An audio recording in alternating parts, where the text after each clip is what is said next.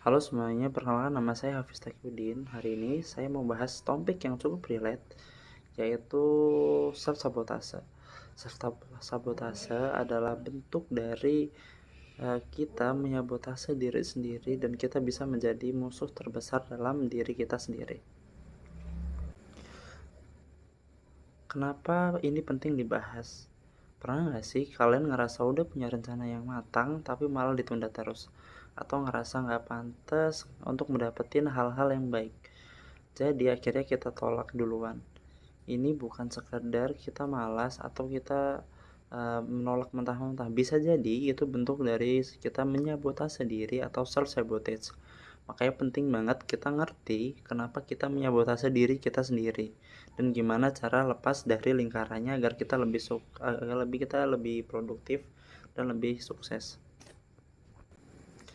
Sebelum itu kita harus tahu dulu apa itu self sabotase. Self-sabotase atau self-sabotage atau sabotase diri sendiri adalah ketika seseorang secara sadar atau nggak sadar melakukan hal-hal yang justru menghalangi diri sendiri untuk berkembang. Ini bisa muncul lewat prokrastinasi, menolak kesempatan, bahkan menghancurkan hubungan yang sehat. Dalam psikologi, ini sering dikaitkan dengan pikiran negatif, kayak semacam skrip lama di otak yang bilang bahwasanya kita nggak cukup baik, atau kamu bakal gagal, dan semacamnya. Tapi sebelum itu, kita harus tahu kenapa kita bisa menyabotase diri sendiri. Bukannya itu hal yang harusnya nggak mungkin ya, karena kita semua pasti mau kita berkembang secara cita-cita maupun akademik. Ya setiap orang punya alasan yang beda-beda, tapi bisa jadi karena trauma masa lalu, pengalaman gagal, tekanan keluarga, atau bahkan rasa takut sukses. Takut sukses juga bisa menjadi sesuatu yang bisa menyebabkan kita menyabotase diri sendiri, karena di balik kesuksesan ada tanggung jawab yang besar yang menunggu.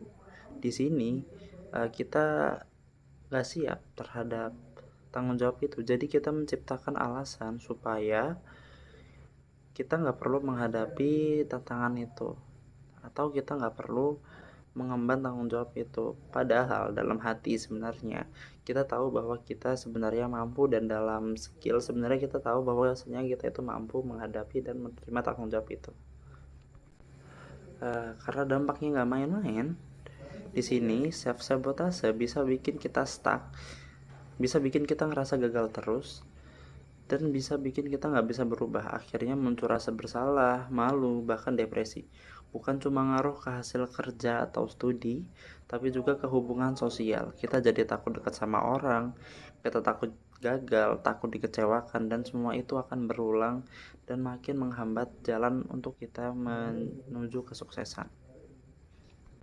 Lalu gimana sih cara menghadapi self sabotage atau sabotase diri? Nah, kabar baiknya ini semua bisa diatasi. Caranya yaitu yang pertama, kita harus sadar kapan kita mulai mensabotase diri kita. Apakah waktu kita mau memulai nugas, atau waktu kita mendapatkan peluang, atau waktu kita memulai hubungan yang lebih serius. Setelah itu latih self talk yang positif. Ganti kalimat seperti aku sepertinya nggak bisa deh, jadi aku akan coba dan belajar dari hasilnya. Bangun rutinitas kecil yang realistis, dan yang paling penting kasih ruang untuk maafin diri sendiri. Di sini banyak orang yang mengalami self sabotage dan itu wajar, tapi kamu nggak harus terus dalam pola itu. Kamu bisa jadi lebih sadar dan mulai bergerak pelan-pelan. Gak perlu langsung sempurna, yang penting kamu jalan, dan jalanmu nggak harus sama kayak orang lain. Yang penting kamu nggak terus jadi lawan untuk dirimu sendiri.